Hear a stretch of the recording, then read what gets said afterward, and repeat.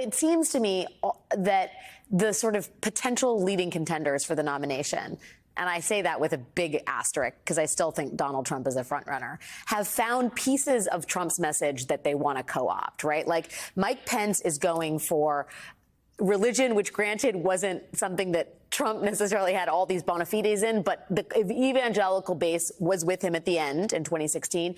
Pence is going for that. Ron DeSantis is going for the culture warrior stuff, whether that's anti-vax or the CRT stuff, all of his stuff on LGBTQ, trans community, marginalization. Nikki Haley is trying to bring us back to the America as a global power, the sort of foreign policy piece that Trump largely abdicated on, but was a core part of the America First message in its first iteration. Do you think there's one part of this puzzle where Trump is weakest, where he is most, I think, vulnerable to an outsider to come and take the mantle away from him?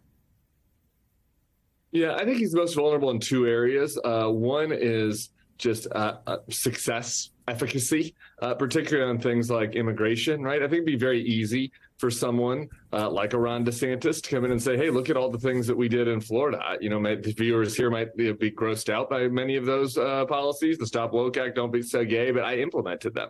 I got them done. You said you were going to build the wall and make Mexico pay for it. There's no wall. Mexico didn't pay, right? So I think that there's an efficacy argument, particularly in the area of immigration, where Trump is vulnerable.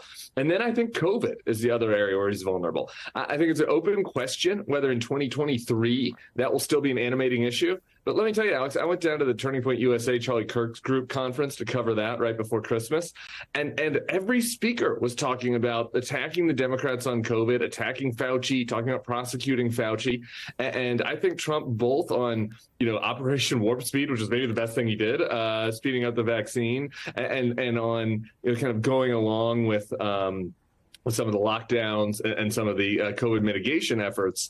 I think that this might seem like we're in the upside down, that's where he would be vulnerable, but might be where he's the most vulnerable, as that he could get kind of positioned as, oh, you went in with the establishment, with the medical establishment and the elites, when Ron DeSantis, for example, zagged the other direction to listen to the people and what the MAGA voter wanted. Wow. From the man who was advocating hydroxychloroquine, he's now too mainstream for the GOP.